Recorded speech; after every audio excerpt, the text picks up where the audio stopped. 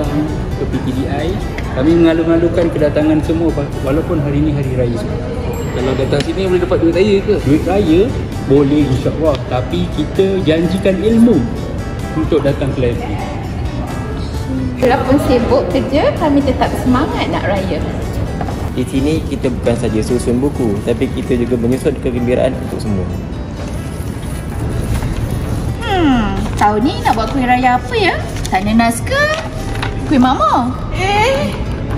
Nak buat? Tak payahlah, kau beli je, buat tunjuk ting-ting-ting, dah siap dah macam ni. Tak apa.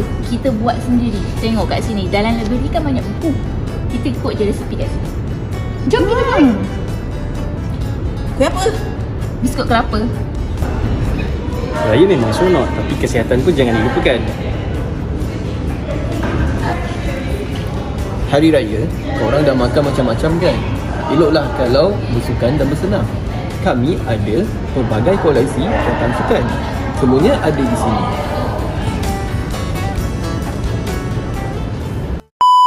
Kami mengucapkan Selamat Hari Raya Aidilfitri. Maaf lahir dan batin.